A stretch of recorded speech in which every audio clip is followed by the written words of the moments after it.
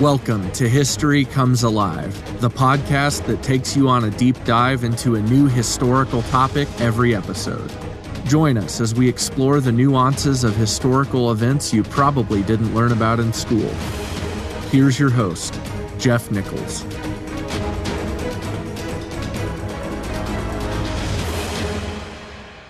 Hello, welcome back to History Comes Alive with Jeff Nichols. This is kind of the in-between episode. Now, my goal is for a series-style format with this podcast. And by that, I mean the long-term goal is to develop the birth of the United States of America by distinguishable series or seasons. I intend to develop this in groups of episodes, people, geography, time frames, all working toward the goal of the birth of America, using the transparency method, like in the anatomy pages of an encyclopedia. I know I've talked about that before, where you get the first transparency of the skeleton, and then there's the nervous system and the muscles and the skin. And by the time you're done with the 6 or 8 pages of layers, you've got an entire human being staring at you. So remember when we first began, we set 2 goals long ago: to work through how the various English colonies in North America unified to throw off the yoke of the monarchy. These were unified colonies, but they weren't uniform colonies. They didn't think the same. And the second thing was the significant role that the various native groups played, often in direct contrast to the negative stereotypes that we learn about. The colonials didn't always have those stereotypes, and neither should we. So it's imperative to realize that the clash of cultures never seems to go well for at least one party, right? I mean, maybe for neither. It's like business buyouts or mergers. There's almost always some loss, some collateral damage. And usually it's the folks at the bottom, people with less money or organization or centralized power, less resources. So we finished the first series, background stuff, and we considered the European neighborhood. I mean, we can call that the European theater. And there seemed to be a common thread: warfare. As with almost all cultures throughout time, those without warfare are generally protected by others who do undertake warfare, either on their behalf or which happens to benefit them as a peripheral reality. So we have an idea of the European environment on the eve of English North American colonialism. And I felt we finished strong with the defeat, or the disintegration, depending on how you want to see it, of the Spanish Armada. And it positioned us well for the decades that lie ahead. But the Armada did not solve anything. I mean, the argument can be made it did not exacerbate the situation either. It's not unreasonable to see it as one major event in a series of major events that took place within the confines of the undeclared Anglo-Spanish War, which was waged from 1585 to 1604. Now, in the next season or group of episodes, we're going to focus on the New England colonies, the northern, eastern English colonies of North America, the northeastern United States of today. I mean, who were those people? What did they experience? Who did they experience? And we'll follow that up with the mid-Atlantic or the middle colonies, and then farther south with an ultimate focus on Virginia, which would emerge as the South version of Boston. All 3 regions were, and remain in many ways even today, very different. The concept of unification back then was almost miraculous. I mean, geography, beliefs, experiences were all very different. The unification of these regions will eventually culminate in the Ohio region. And it's in this region that these very diverse cultures will experience a kind of forced unity, the momentum of which would propel them to independence a few decades later. But we're a long way from that time in our narrative. We're just a little ways off from beginning to develop that storyline. 1 episode, actually. This episode, however, I feel the story in this episode and its lessons need to be told. This is a kind of one-off. It's kind of an episode without a home. It's not quite a segue. It's kind of after the completion of the Armada. I mean, most of the episodes in this podcast are meant to stand alone and to be enjoyed within the larger series. I'm not sure with this episode if it has to be plugged in with the larger series or not. It's kind of batting cleanup, it's kind of an introduction, but it clearly is a silo standing on its own. I mean, I got to thinking, and maybe too hard, about the Armada finishing the previous series. I mean, it certainly set the stage, but I'm not sure that it was much of an introduction. So I'm not sure if this is a postscript or a foreword of a greater narrative. I'm going to leave that to you, the listener. Another thing is this is a little different, maybe a little more soapboxy. I don't know. I want to use a couple of extended quotes as bookends from a historical figure that I do admire. And I believe that there'll be good examples of why it's good to use and to consider multiple sources, competing sources, some that encourage empathy with the antagonist of the narrative. Within the narrative itself, there are some leadership principles also that I want to point out. Applicable concepts for the battles of our own lives. I mean, my own study and reflection of history is actually intended to learn from it, the successes and the failures of other people. So that said, I like Winston Churchill, especially when I want to feel good about my personal heritage. My ancestors are largely from Northwestern Europe. I think we all like to hear about some faraway people from a faraway past that we have come from. I mean, it gives us a foundation or a starting point. It starts to kind of frame the answers to those questions like, who am I, or why am I here, or where did I come from? It can be very comforting. But Churchill came from a different age. He's more akin in many ways to the colonial age than the modern age. Victorian, 19th century. His was a world of English dominance, colonialism, naval superiority. His was a world that, in his mind, should be defended and propagated as much as possible, everywhere. Thus, in the case of the Armada, he frames quite an argument for his side. Don't misunderstand me. I'm not defending or disputing his legacy. I'm really just stating what's obvious. His was an approach that we all tend to take. He stands out because of his time, because of his place, because of his role in history. That's all. So he's an example, but by no means unique. Churchill's like the colonials early on in the regard that in Churchill, we believe we find a like-minded friend. But he represents the colonial era. And as our story opens, the colonials represent, in many ways, the medieval era. And that's a position that I will state and restate many times in the episodes ahead. The intention is to make sure that we stay focused on what they experienced and thought versus what we think they experienced and thought. So Churchill frames great arguments for his side, representing an understandable position from his worldview and experience. But he's not a perfect read. I mean, his generation and worldview was colonial, and it brought with it all of the baggage that one would imagine. It's not wrong for his time, but sometimes it just seems woefully out of touch with ours, or at least lacking in the whole narrative. His was an understanding very much cut from the cloth of us versus them. It's one of the bravado of one who was born into centuries of cultural domination. And they had a lot to celebrate. So I enjoyed his narrative on the Armada a lot. I'm speaking of the Spanish Armada of 1588.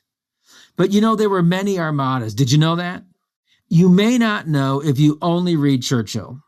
I'm speaking specifically of his A History of the English-Speaking Peoples.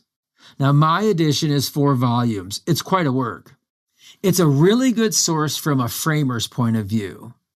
But this episode's not about Churchill. It's actually about the other Armada. So this episode, whether it's a postscript or an introduction, I think I'm going to call this a bridge between the two series, was inspired by Churchill. Or rather, it was inspired by Churchill's silence on this particular Armada. The English Armada of 1589. Otherwise known as the Counter Armada or the Drake-Norris expedition. You won't find any of these terms within the chronology of the time when you read Churchill.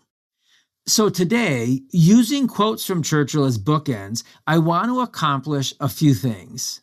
First, I want to eventually work through the English Armada, and we're going to do that quickly. I mean, we spoke for over 2 hours developing the Spanish Armada, and we could easily spend more time on the English Armada. There's a lot of changing of the guard type stuff going on. We also want to re-emphasize just how important the generation that delivered England from the Armada actually was, and also just how human they were. There's also a lesson here in being careful to know your tutor. Not tutor like the monarchical dynasty that we've been covering, but rather tutor, in this instance Churchill, through me. I mean, I include myself because my goal is to encourage your own study, not to indoctrinate you into my views, without critically thinking through the issue for yourself. And lastly, I want to include a few comments on leadership using our narrative as the illustration. Again, this is a little different flavor. It's kind of a standalone episode. I hope that you'll indulge and forgive me ahead of time. I hope that you'll appreciate this. So we ended the last episode with the Spanish humiliation, the English rise. It capped a century of preparation and expectation. It seems logical to ask, what was the fallout, the specific response, in naval or military or geopolitical terms? I mean, have you ever watched a prize fight? I'm thinking of boxing or MMA. I have loved both at various times in my life. I've been a real fan. I still enjoy them if they're on.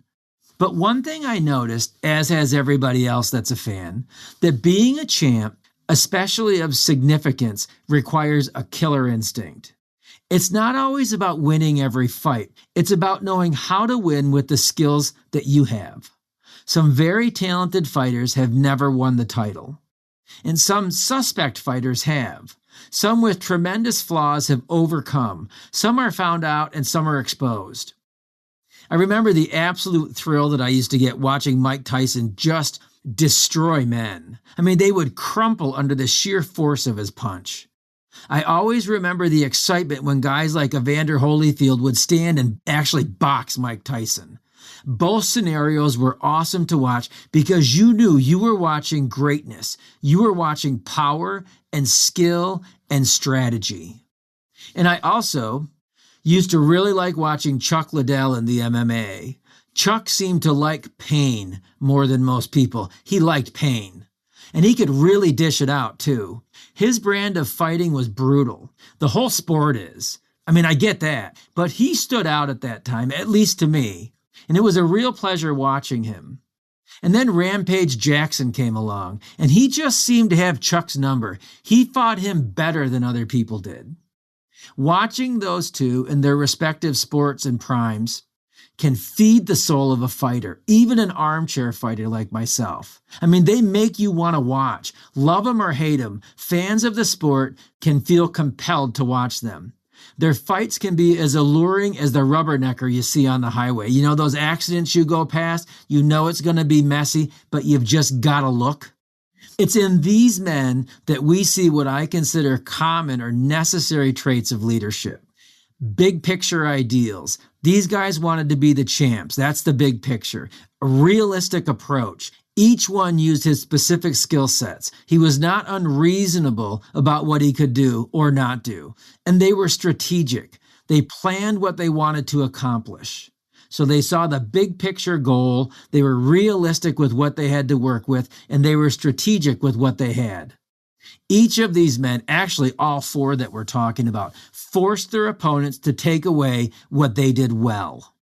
So in these examples, if you're a mauler, own it. Don't try to fight with finesse. And if you're a skilled and disciplined boxer or fighter, fight as one who's skilled and disciplined, right? Be strategic.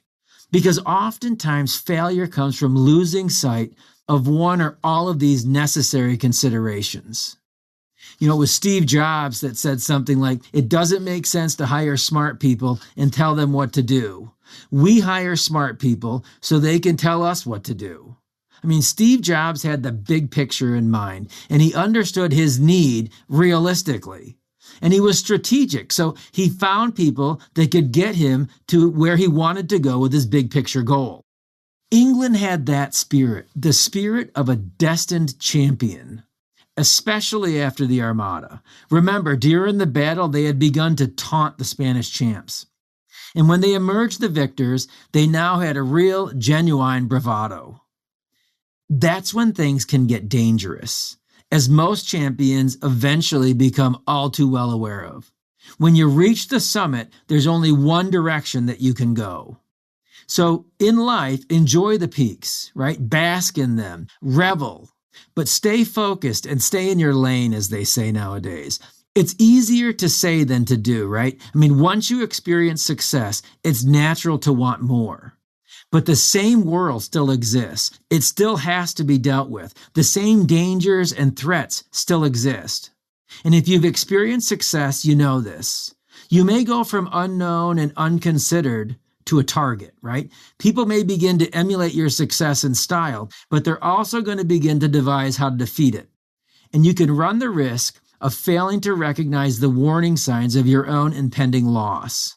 And this applies to war, to politics, to business, and to life. So in the immediate aftermath of the Spanish Armada's defeat, while still in its shadow, England had to go on, in the same world, with the same threats and national ambitions. And it was a hostile world, you remember, religiously divided and very dangerous.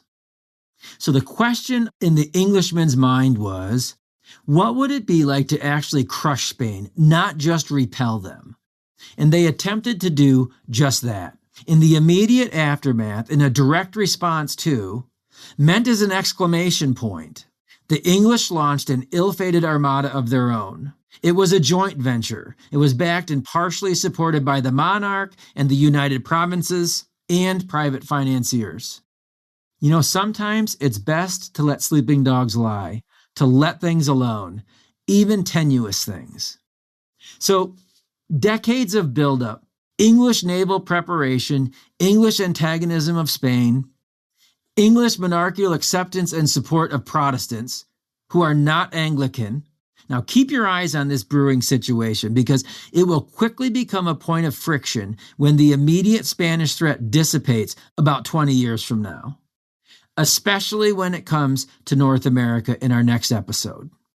So in the aftermath of this defeat of the Spanish Armada, with national adrenaline pumping, the nation's security once again established, with victory unassailable, what else could England be reasonably expected to do? They struck back. It didn't go so well. It might be why Churchill failed to mention the whole thing. It might be why Churchill failed to mention any of it. It's of this period that Winston Churchill wrote, with 1588, the crisis of the reign was past. England had emerged from the Armada year as a first-class power. She had resisted the weight of the mightiest empire that had been since the Roman times. Her people awoke to a consciousness of their greatness. And the last years of Elizabeth's reign saw a welling up of national energy and enthusiasm, focusing upon the person of the Queen. In the year following the Armada, the first 3 books were published of Spenser's Fair Queen, in which Elizabeth is hymned as Gloriana. Poets and courtiers alike paid their homage to the sovereign who symbolized the great achievement. Elizabeth had schooled a generation of Englishmen. The success of the seamen pointed the way to wide opportunities of winning wealth and fame in daring expeditions. In 1589, Richard Hakluyt published his magnificent book, The Principal Navigations, Traffics, and Discoveries of the English Nation. When I read this quote, I thought, what a bunch of bullshit. I mean, really, Winston? How am I supposed to learn from history if you won't give me something to work through, some hardship to overcome, not a rallying type of hardship that ends in success, like the Armada of 1588, but rather the type that stings and humiliates, the type that costs much and yields little. He never said he'd give you all the history, but he did give you good history. Remember, Churchill once said, quote, this is almost a direct quote, it's kind of a paraphrase, but Winston Churchill once said, history will be kind to me because I shall write it. History will be kind to England too, because Churchill will write it. I mean, be honest, rather than dismissing him. Admit he's only human. We all do this, right? But here's the first point that we want to look at then with this standalone episode. Don't be afraid to consider multiple opinions, even those that you disagree with, even in contrast to those that you do agree with. See a situation from other perspectives. It only stands to benefit you in the time of your own need for big picture vision, for being realistic in your approach and strategic in your thinking.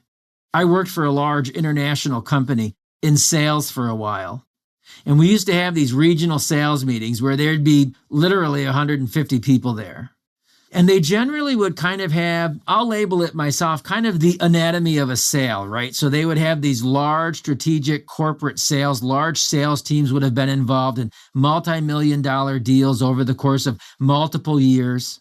And they would call these teams up. Usually we would have a couple of these demonstrations or explanations, presentations of the successes, and they would go through this long chain of events and how they had finally nailed down this massive, again, multi-million-dollar, multi-year sales success.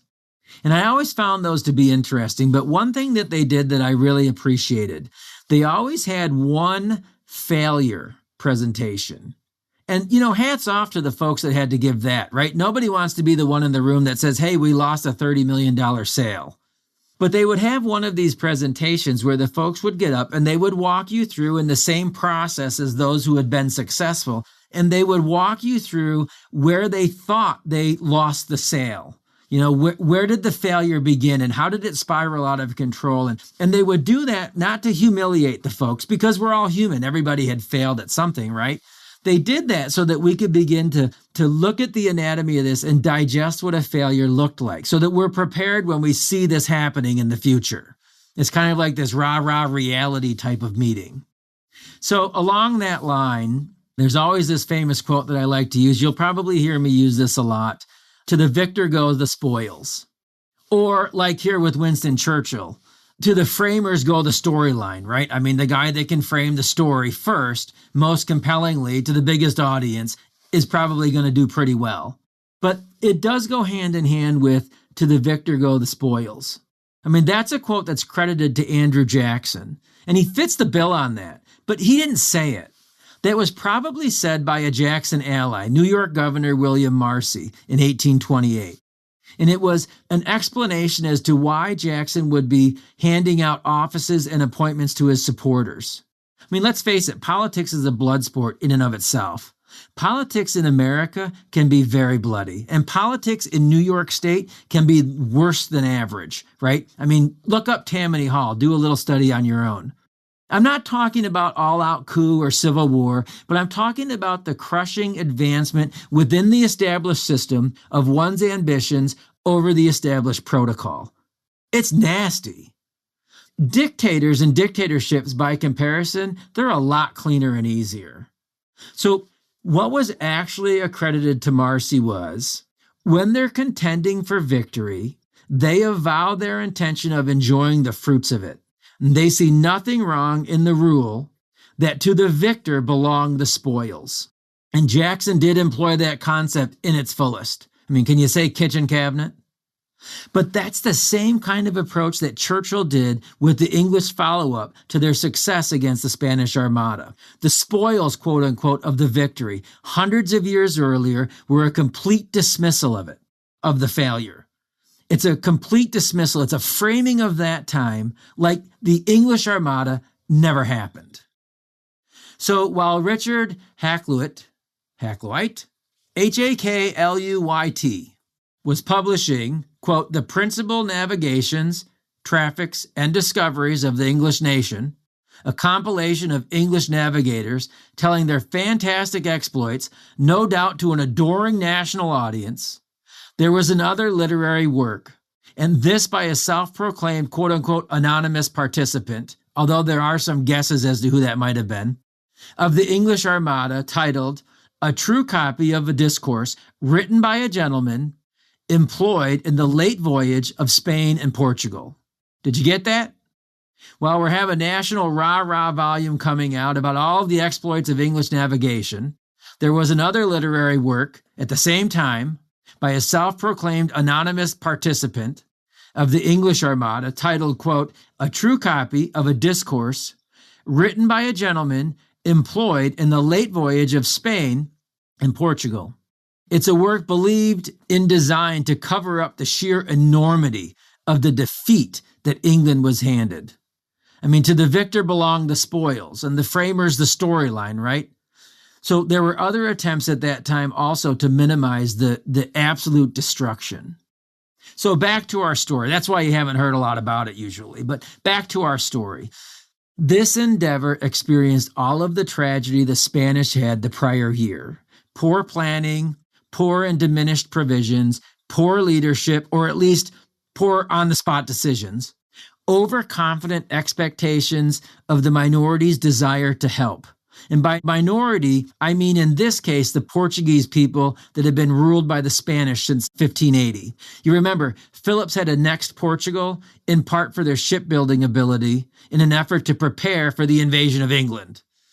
In England's instance, you remember, Philip had overestimated Catholic zeal. He really believed that in his invasion of England, he would receive a lot of support from English Catholics. That never materialized either. So we have to understand, though, in context, Spain was in no way relegated to second rate because of the setback at Gravelines by any stretch of the non-Anglo mind. They had suffered a setback and humiliation, and England had emerged as a major contender. But that's really the extent of it at this time. Only in hindsight can we fully appreciate the English victory. Only in hindsight can we dismiss the story of the English Armada that was defeated in 1589. So in a nutshell, here's what happened. I mean, we've got the situation, the big picture, right? The English Armada. They want to destroy the Spanish. The preparation was their realistic approach, which we'll see. And then the plan, there's the strategy that needed to be accomplished to win the big picture idea, right? So as well as what went wrong, having a strategy helps set the course for when things go bad, right? I always think like if you put a plan together and if you're moving, with some measure of systematics, generally speaking, everybody kind of moves in the same direction after a while. You kind of know what to do. So the plan really becomes your fallback. Like when things don't go well, you know how to get back on track. It gives you the foresight to realize, where something has gone wrong and a trajectory for getting back on track, if possible. Or frankly, sometimes you've just kind of got to cut bait and abandon a costly loss. So there's three things that we want to consider. It was a three-pronged strategy, the big picture, the realistic view that England took. The first thing is it was supposed to be a joint Anglo-Dutch venture to destroy the ships that were being repaired from the 1588 Armada at La Coruna. So that's the first thing. It was an Anglo-Dutch venture. We're going to see a lot of this. The English and the Dutch, they kind of worked well together until they didn't. The second part of the strategy was for the English forces to assault Lisbon in Portugal in hopes of inciting a Portuguese uprising. I mean, who wouldn't want their independence back, right? The thought was, look, Spain took over a few years ago. If we attack Lisbon, the capital, maybe the Portuguese want their city back. Maybe they'll help us. They'll turn on their Spanish captives, right, or captors. And the third thing was that the English envisioned a permanent base in the Azores to curb Spanish access to the New World. Remember, this was a world that they had been very well established in for about a century at this point. So that's the big picture. Destroy the ships being repaired, assault Lisbon, and build a permanent base in the Azores. The Portuguese help was also seen as an economic need. Elizabeth was hoping that working with the Portuguese, she could open the markets of their empire that had been blocked by Spain. The Portuguese empire consisted of Brazil and the East Indies and China and India. I mean, the whole world, right? So it's about money. It's almost always about money. So again, there had been too much bad blood to assume that the Armada had solved anything. We are at this point still in the infancy of the undeclared Anglo-Spanish War. And that's a war that would continue until after Elizabeth's death. And on this, I want to quote Churchill again. Churchill says, and I quote, "The war against Spain, which had never been officially declared, extended its heavy burden into the first year of the reign of Elizabeth's successor. The policy of the English government was to distract the enemy in every quarter of the world, and by subsiding the Protestant elements in the Low Countries and in France to prevent any concentration of force against themselves. At the same time, England intervened to prevent the Spaniards from seizing ports on the Norman and Breton coasts, which might be used as bases for another invasion. As a result of these continued, though rather meager efforts to slow the victory of the Dutch in Holland and the Huguenots in France brought its reward. The eventual triumph of Henry Navarre, the Protestant champion and heir to the French throne, was due as much to his acceptance of the Catholic faith as to victories in the field. Paris, as he is supposed to have said, was worth a mass. His decision put an end to the French religious wars and removed the danger to England of a Spanish-backed monarch in Paris. The Dutch, too, were beginning to hold their own, and the island was at last secure. So real long-term efforts, not seen or recognized or appreciated at the time, materialized years later. With hardship came security. Lastly, I'll quote one more quick quote from Churchill. Churchill goes on to say, "But there was no way of delivering a decisive stroke against Spain. The English government had no money for further efforts. The total revenues of the crown hardly exceeded £300,000 a year, including the fruits of taxation granted by Parliament. Out of this sum, all the expenses of court and government had to be met. The cost of defeating the Armada is reckoned to have amounted to £160,000, and the Netherlands Expeditionary Force at one stage was calling for £126,000 a year. The lights of enthusiasm slowly faded out." A couple of things on this. The first one is, you remember I've quoted before Sun Tzu, who said that protracted foreign wars drain the public confidence and the public coffers. And we see that here during the reign of Queen Elizabeth. We just read that from Churchill. I think it's interesting that he said that, because the previous page, as we opened up these line of quotes today that so propelled me into this particular episode.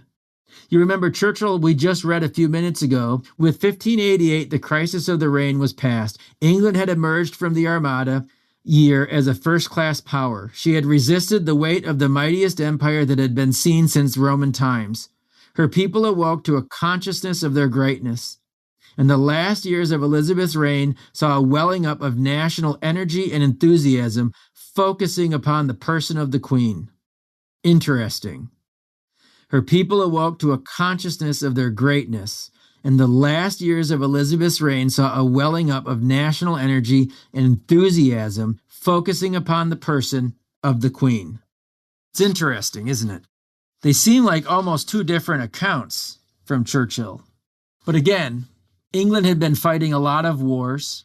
England had been supporting a lot of foreign wars with not only the Huguenots in France, but the Dutch resistance. You remember they had been supplying finances and aids to German mercenaries. They had a standing army in the Netherlands. And so we again remember what Sun Tzu had said: protracted foreign wars drain both the public confidence and the public coffers. And I believe that that is true. How true it is, right? How does the reality of that quote, as we watch it play out, influence our own opinions about public policy, about domestic or foreign policy in our country, in our day, today? Protracted foreign wars drain both the public confidence and the public coffers. Is that quote true? How does that quote fit in our modern concept of foreign policy? 2020, United States of America, just before a presidential election. Anyways, back to our storyline. As in our personal lives, the life of a society or a nation ought to be handled with care. Often, national defense is necessitated by national belligerence. The wheels of civilization may turn slowly, but they do turn, and they can crush the weak or the slow of hand. It can be so tempting. The wheels of civilization often shine on the aggressor, the intentional, those with fortitude, not necessarily the best or the most deserving. It's kind of like the old adage, you can be the fastest runner and not allowed to win.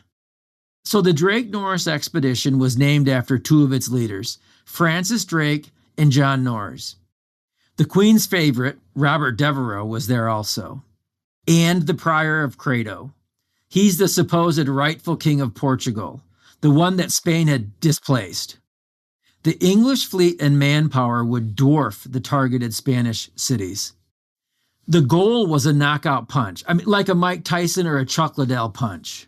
And the attack was aimed at several locations in an attempt to cripple Spain. Again, they would destroy the Armada while it was in port being repaired.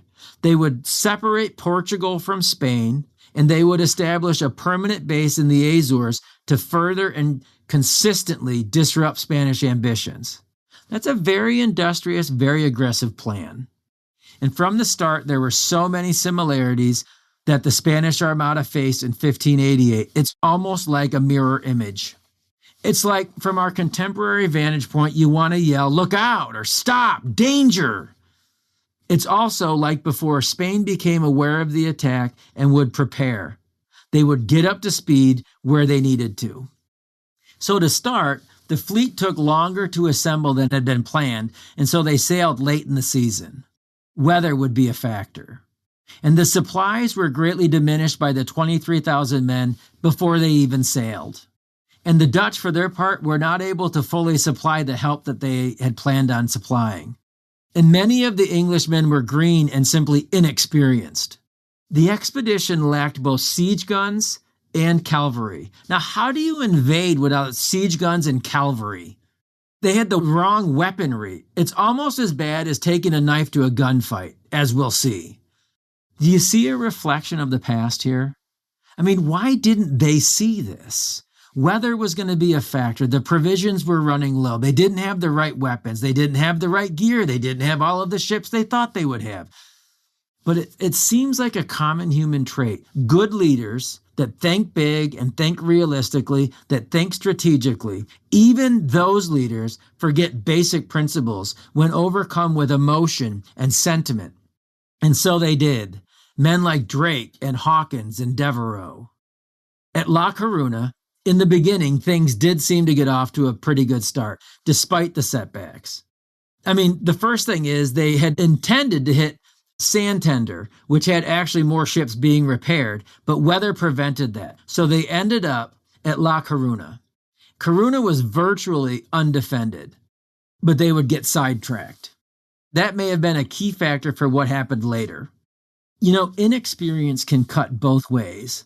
It's not just about not knowing what to do. Sometimes it's not knowing what not to do. Does that make sense? Like, you should have done this, you shouldn't have done that.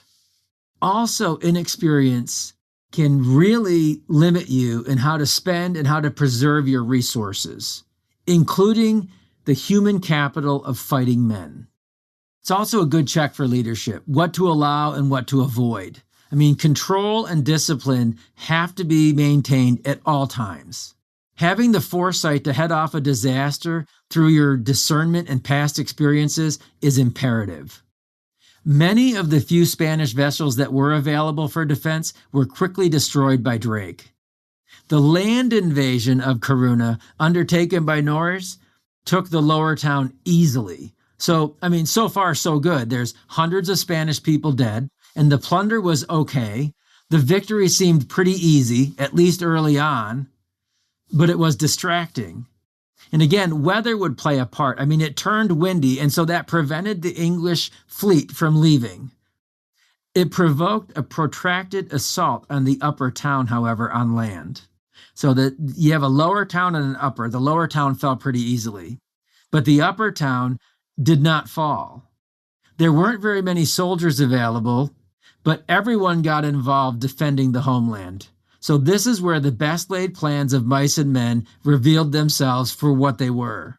Be it fate or providence, misfortune for the English or fortune for the Spanish, the upper town with its antiquated 13th century wall repelled 3 separate English advances. Even women played a pivotal role here. One woman, Maria Pita, was even given credit for killing the only English officer to make it over the wall. She was recognized as a national hero by Philip himself. She's like a real Spanish Marie Antoinette. Well, not really, but kind of, for one battle. Meanwhile, even with Drake's success, the 220 cannon galleys, Princessa and Diana, escaped capture several times, slipped past the English fleet of 150 vessels, and delivered supplies to the besieged upper town. And after 2 weeks, the weather finally broke. The English could take their leave. The Spanish, it was heard, had help on the way, but the English had lost a lot of time and they spent a lot of energy in their failed assaults. The losses were catastrophic. They lost many vessels at sea. They lost 1,500 fighting men and 3,000 supporting men. 24 transports. That's a high cost. That would prove too high as they continued. So that marked the end of phase one in my mind. I look at it as phase one. Was this a stalemate? Was it Spanish victory? Was it an English defeat? Those are fair questions. The reality is the aggressor did not achieve the intended goal. This was a place, in hindsight, good leadership should have reassessed the situation, the big picture, the reality of the situation, and how the strategy was playing out. There has to be a cost analysis on any big project, a measurable return on investment, right? Whether it's people, finance, material resources, there has to be a limit. There has to be some line in the sand, some preset, prefigured line, so that in the thick of the action, when you're emotionally engaged, a time when you may not be thinking as rationally as you might think normally, you have a default button, an abort now threshold. To quit might cost you money, but to continue might cost you more. It might cost you too much. It's interesting, the abandonment of Dunkirk, right, in World War II, it's been sold as a success because it's a success in light of what could have happened had the men not gotten out of there. It's like in one of those cop shows when the good guy's told, you're too close to this, and they tell them to back off. It's too personal. The idea is that you don't think straight if you're too personally, emotionally invested in something. So beside the blindness of personal emotion, other obstacles can be pride or ego or irrational aggression. These work to undermine good leadership. These character traits can cloud the big picture, and they can distort reality. They can throw off the yoke of sound strategy. So it seems prudent to set boundaries ahead of time. Again, thresholds of time or schedule or weather or numerics, any number of measurable data points to ensure the avoidance of total defeat. If they had those contingencies in place, they were not employing them. And the situation got worse. So on to phase two, the planned attack on Lisbon. Remember, the goal was to enlist the aid of patriotic Portuguese who would rally behind the Prior of Credo. Well, they didn't. That guy lacked the charisma. He lacked the ability to rally any recognizable support at Lisbon. Worse yet, the aristocracy of Portugal had accepted the Spanish king's authority. There wasn't going to be a lot of help for the English. And it was planned that that support would also help the English establish that coveted base in the Azores. Now, Drake did receive help from Credo's supporters at a smaller city, Peniche, before hitting Lisbon. I guess you could say it was like 1-to-1, right? The English had been repelled, but then they had this small victory, if you're keeping score. But that's as close to even as this is ever going to get. It's a very hollow victory at best, because that victory was not Lisbon, and it wasn't the Azores. So by the time Drake hit Lisbon, his force was down to 11,000 men and 110 vessels. If you're keeping track, he's lost half his men and about a quarter of his vessels. Lisbon was being defended by 7,000 Portuguese and Spanish troops and 40 ships. And it had been rumored and understood that the defense of Lisbon had been left to dissatisfied men. But that situation had changed. As the English had stuck around at Corunna and wasted weeks and resources and men, the Spanish had reinvigorated the defenses at Lisbon, and Credo's supporters were nowhere to be found. Again, the engagement did net some minor victories, both at sea and on land. Drake had managed to capture some French and Hanseatic ships that had defied the English blockade to trade with Spain. The Lisbon granaries had been destroyed, and that would later be a real pain in the butt for Spain, but it wasn't going to yield anything for England right now. The failure was all too glaring. The English lacked the firepower and the artillery needed to take the city itself. You remember, they didn't take the proper weapons. So they had made it to Lisbon, but they couldn't go any farther. I mean, and it's at this point that Elizabeth recalled Essex back to London and refused to support any land wars in Portugal. Drake was going to continue to the Azores and try to establish that base, though. I mean, it seems silly at this point. I would have called it quits, or strongly advised him to call it quits. But he limped forward, tired, worn out, and facing a revitalized Spanish enemy. As Drake pushed on, Norris headed back to England with the sick and the wounded. There were only about 2,000 able-bodied men left, and Drake took his pick and proceeded. And he might have been in search of rumored Spanish treasure. I mean, that may actually be one of the reasons Drake wanted to continue. Remember, he's a pirate. But what he found was more bad weather and little else. And in the end, he too limped back to England. So as we can see, the English Armada, having enjoyed some minor successes, seems to have almost disintegrated as it went, just like the Spanish Armada had. Unable to complete the objective, for all the same reasons. Poor provision, poor personnel, poor weaponry or weapons not fit for the objective, poor planning, poor leadership, poor decision-making. These mistakes are not uncommon in military conflict, or politics, or business, or life. People who should know better oftentimes don't act like they know better. It's good to work through these types of scenarios and to make them a proverb or an allegory for our own battles before we engage in them. Count the cost, set clear objectives, plan the attack, work the plan, leaving room to reevaluate if necessary. The main result of the English Armada was that the coffers were empty. The escapade had yielded very little treasure.